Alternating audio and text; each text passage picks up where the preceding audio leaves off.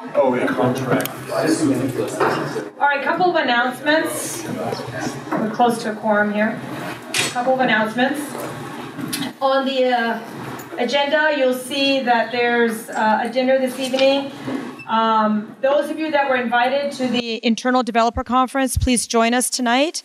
The rest of you get to have the evening to yourselves and make plans on your own. So just as an FYI to keep everything nice and concise there.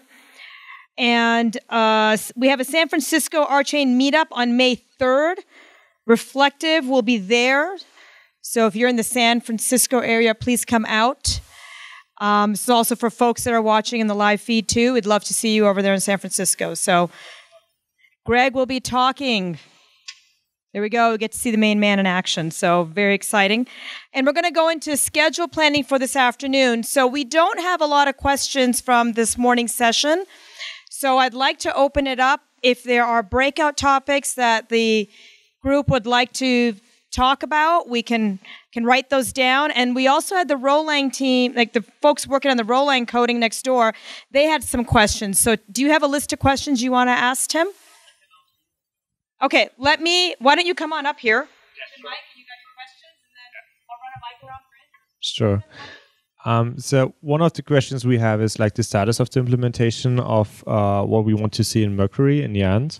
So we were asking ourselves, oh, can we already run, for example, nodes which speak to each other in the cloud and such stuff? So we would like to know more about that. And actually, what is, like of the Mercury spec as well, what is already included in the version 2.0 at the moment? Like what is already implemented? Okay, so that's a lot of questions here. So I'll take the first part. So in the .2 node, we have an implementation of the Rolang language via the interpreter, and then we have our P2P communications implementation. But the two are separate. Our focus was to get a Rolang implementation out there for everyone to use that was more robust than the January 31st SDK. That's what Node.2 brought.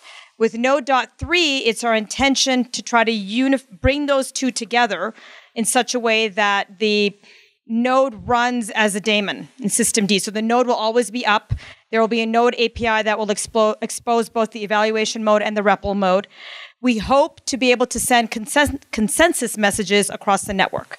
So Michael Birch and Kent are working on a Scala implementation of consensus, and it is our goal that they're going to work closely with Pavel so they can send messages across the network, and you'll start seeing consensus in action. That's Node 3. We're bleeding a little into the roadmap presentation tomorrow, but Node 4, we hope to have more functions around monitoring and more functions around metrics and the TLS implementation. And then by Node 5, I hope to have a blockchain in a DevNet. So we will be able to see validator bonding, unbonding, no slashing, but we will see a blockchain manifest. So about 60 days to DevNet, and then hopefully testnet 90 days. It's about the July timeframe. So the short answer is that direct node-to-node communication via anything other than blockchain has been de-scoped, at least with respect to this dev effort. However, I've been talking to DAppHub to see if they will help with the getting a channel or port that's backed by TCP/IP and a channel or port that's backed by some other kind of communications mechanism in a time frame that's a little shorter than after the blockchain implementation. And part of the reason for that is because I think we're at a very, very special point in this whole development process where we're going to have more application developers' eyes on this than at any other time. And so what we want is for people to, whenever they think middleware integration, they just go, hey, why don't we just use the node, right? And not all of those middleware integration efforts are going to require a blockchain. Like sometimes they want to go to another application, right? So we're going to need support for that, and so we want to get that in earlier rather than later. But we're trying to balance all this and make sure that it's sequenced in a way that's supportable, maintainable, sustainable, highest quality. Yeah. Yeah, and to speak into Greg's point, all of that work has actually been specified already. So we already have specifications for the pieces that Greg was talking about. What came down to was what needs to come first, what do we need to prioritize so that, and the collective team's opinion was, let's get the blockchain functioning because we need to see Casper in action. We need to see namespace sharding in action. We need to see all these things in action first and foremost, right? That is our priority. I just want to say I fully support that. That's the right set of priorities, right? Yeah. So I'm not second guessing the team here at all. That is the right set of priorities. I just also know that we got to do the other stuff too. Yeah, I'm happy to work on the middleware stuff. We can just work it out somehow. Because I just sort of showed up. Oh, for the people who don't know me, my name's Rick. You're with DAPHub. Yeah, well, no, I have my own consultancy, but we work very closely with DAPHub. So, well, we can talk later. Yeah, let's talk. The second part, I want to get to the second part of Tim's question. So the second part of your question was what part of the rolling language is part of the .2 implementation. Is that what I understand? So I'm going to pass that to Kyle and let Kyle answer that. So we have send and receive, most of the arithmetic. The match implementation is working. You get to use the matcher in all of the receives, including contracts. So I don't know if you see up here, this is a cell contract. I can put a pattern here, and this means that in it is a process variable, and that makes it convenient to send it on a channel again. But you could do something like the following, or like I don't know if you can see right here, like we for at get comma ret. So that means when I receive the string get and return channel from M, I'm also going to grab the state or call it S from the state channel. So like this is a pattern right here, and this only gets invoked if you actually send the string get. So you can use that to do method calls. So this acts in a lot of ways like a JavaScript object. I just wanted to be a little clearer on the scope of these patterns. These are very simple patterns. That just marks it as a process. It's take whatever thing you get here and evaluate it to get a process. This is just a string. But we can do patterns like at for underscore from x p. And this will bind the free variable x and the variable p. So if you send me a process of this form, these two free variables will get bound to the components. This is a tremendously powerful pattern matching language that is already implemented. So this becomes a structural type system that in these pattern locations, those are the types of the things that you can get where we're using the structural type there.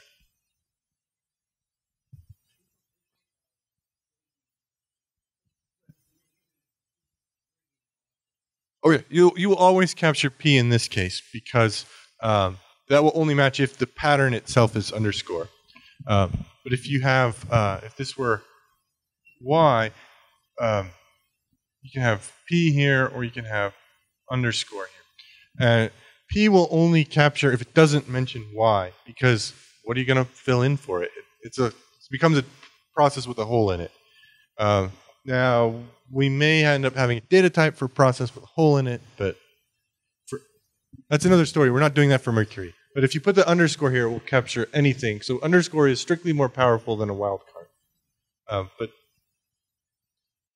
if you can use this to verify that somebody sent you some code that matches the correct API. We're going to use this. To do confinement. So someone can send you code, and we'll have a confine method that you can run on an arbitrary process variable.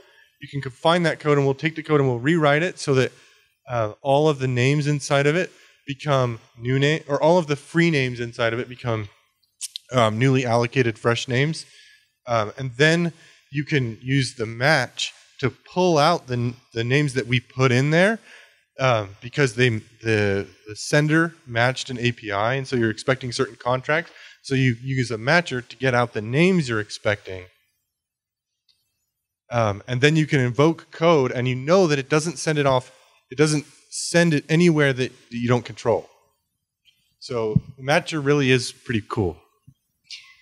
Kyle, do you want to talk about what's coming up next in for the rolling language? A little bit about your backlog? Sure. Some of the biggest things that I'm working on are polarization for channels, the ability to say, to take a channel and like cut off the ability to receive on it and then send it. And then somebody else can get it and they can send you data, but they can't like pretend to be you. So you since no one else has it and you're the only one that retains the right to listen on it. And we want some syntax to make it easy to declare two channels, each of which is the same, but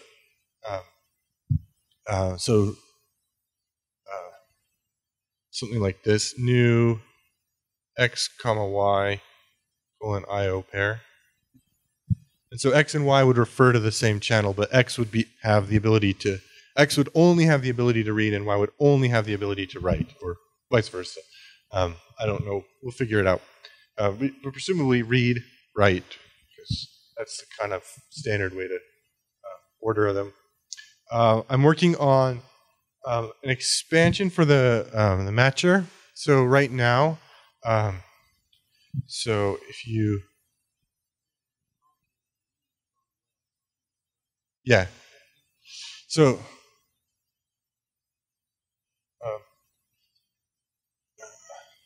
I don't think we have width, but anyway. Yeah, there's also no case keyword. So, sorry, A comma B. So you can match lists of specific lengths, but there's no way at the moment to match lists of this length or longer and get a handle on the remainder. Yeah, I'm working on it. That's what he's just telling you. He's working on it.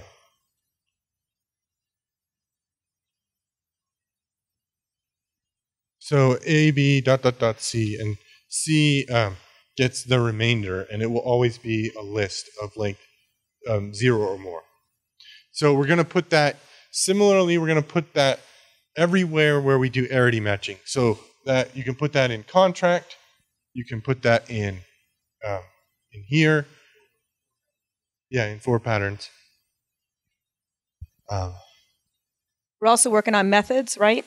Methods is coming, and then Methods is done. It's done. It's not shipped, but it's done. That's Kyle for you. So certain processes at the moment, namely lists, but eventually we'll have more. Like confine will be a method on a process. So if you can do, if the list were, right, if we knew that,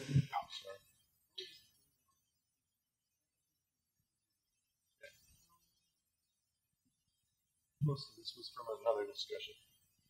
So if I know that x happens to be bound to this list, I can say x.nth 0, and that will resolve to 1.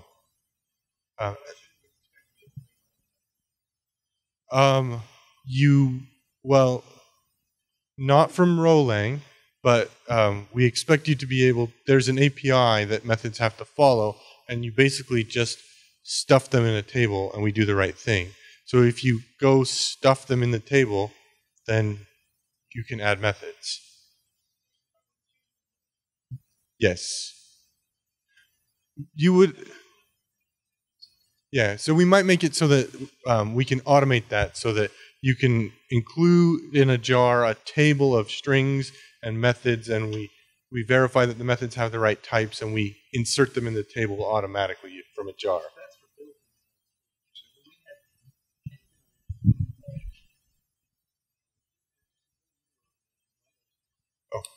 Just to enrich what Kyle was saying there, if you look in the Rolang interpreter code base, you're looking for a class called runtime, and you'll find that dispatch table right in there.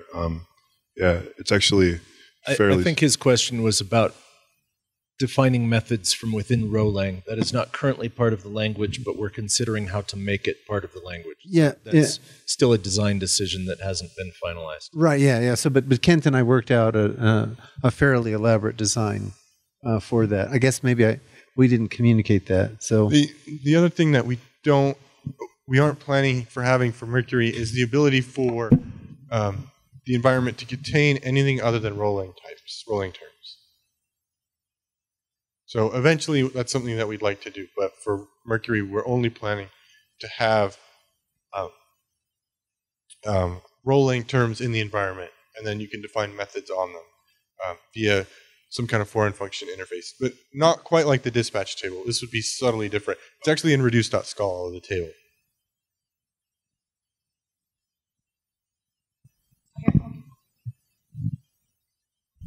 I'm sorry if that was just covering that, but what can you return from the foreign function interface? Can you bring back? You can return any rolling term. Any rolling, okay. And so that means any code. Yep. Yeah, anything. Yeah, in fact, if you have, so as an example, if instead the list were,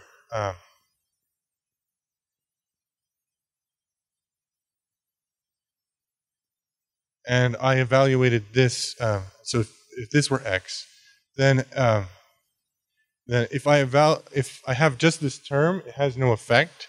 But if this is the contents of X, then so it's behaviorally equivalent to P, but P par X dot nth 0 is not behaviorally equivalent to P, because it's also going to execute just this send. So one thing that we might do is, one thing we could consider is right, where we take the contents of a list and then we turn it into a par instead of a list. So that would be something that would be useful to do. Hi. So to expand a little bit on that, what Greg was saying, that it's maybe planned, there's some kind of, when a use case is for some kind of middleware, that then a node can be used. So I want to ask a little bit on that. Could you have a setting, maybe some IoT devices or something like that, where you want to say something like a private blockchain, so that you can set up your own art chain running there? So is this, would this work with the Mercury release or afterwards?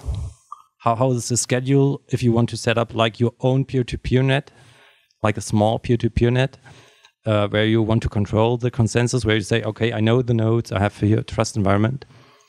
So, I mean, first of all, the code's all open source, right? So you can launch a node anywhere, right? It doesn't have to be connected into the main net. So you can always build a little private network of nodes from the get-go. I mean, from the point where you have Mercury. So, but I'm not sure that that's the full extent of your question. I think you're also asking, can I connect external devices into these nodes? And the aim is to be able to have at least some APIs supported, right? So, REST, TCP/IP, a few of the sort of basic ones. Yeah, just some kind of proof of authority would be fine. I don't need a consensus algorithm if I know this is my testnet, but I still want to have these very nice peer-to-peer properties where I can say, okay, a node can fail or not, but I know all my nodes are. Yeah, exactly. Stuff like that. That should be doable, but we have, this. I can't make commitments, and I certainly don't want to sign the team up for something that's a death march, right? But that should be doable. It should be doable. Okay. So even without middleware support directly, you can still interact with the blockchain by having things watch it and then deploy contracts triggered on what they see.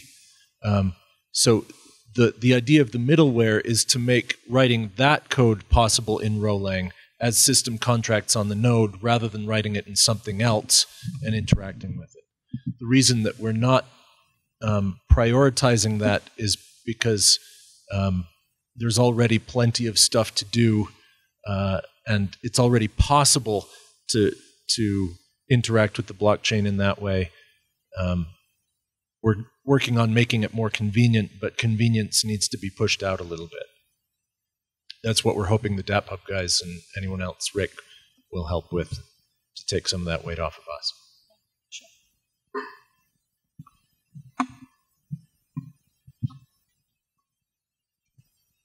So I heard some people talking about compilation on this event. Currently, Rolang is an interpreted language as far as better. So currently, Rolang is an interpreted language as far as I know by Rosette on the Java virtual machine.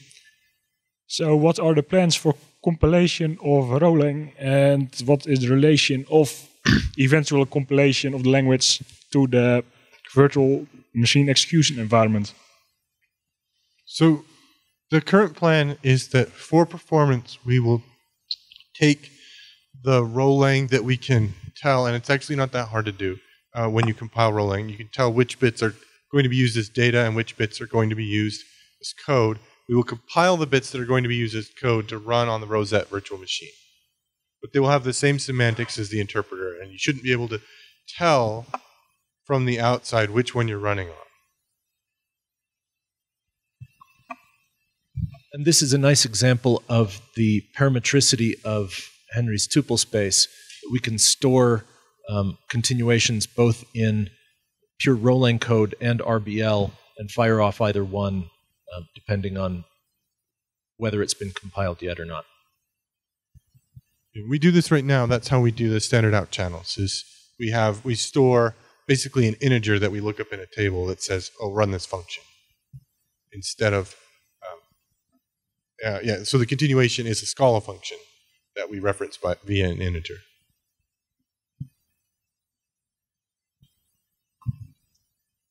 Okay. Thank you guys Tim, for having your team come and your friends come and hang out here and pound on Rolang. That's great. Love more of that, and we'd love to hear the feedback. So we don't have a bunch of breakout session topics that came out of this morning's discussions. There's a lot of clarity around what Henry's building and what Pavel's building, and those are more the really rubber meets the road, so we know what we need to do there. So I'm opening it up to all of you. If you have a breakout session topic that you would like to engage on, we can take some suggestions. The alternative is we could have Pavel do his talk on Scala and then yield the rest of the time back to the group to do other kinds of collaboration while you're here. So are there any topics? Or would you like to give Pavel the floor right now? I just have some questions for Pavel. I didn't ask this morning, but it looks like, at least with respect to Kademlia, all the message exchange is short sequence. It's like call, response, call, response. So you could do...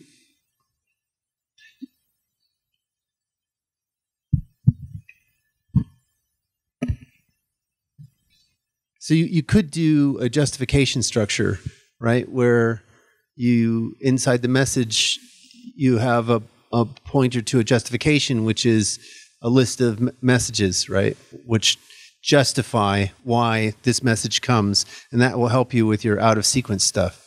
Because when you get the message, you say, what's the justification for this message? Oh, it was this message I sent from before, right? And then inside those messages, potentially, they also have justifications. Right, and so you can. It's a kind of security feature. Yeah, that's basic. Okay, so that's basically what you can do. But if we implement the TCP layer, then that problem disappears completely, right? Because I send a message and I expect a message back, and that's guaranteed by TCP. But it's not. This is a higher level security property because it can go. It's not just. Right, I can have a list of justifications, right? Okay. You see what I'm saying? Yeah. And then that can cover a wide range of. I mean, maybe in this case it's overkill. It might be something we can consider. Yeah. Yeah, makes sense. It's actually, and we've got a Scala implementation of this that's been used in production. So Okay, pretty cool.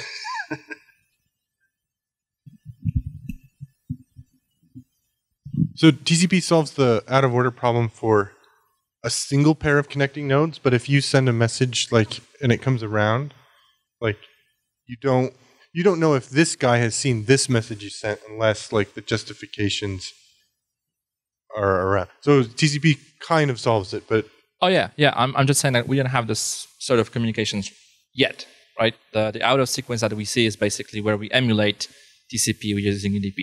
yeah. That's where. But if we have something like that, then yeah, definitely. So the justifications will solve this thing too. So it solves more than one problem. Yep.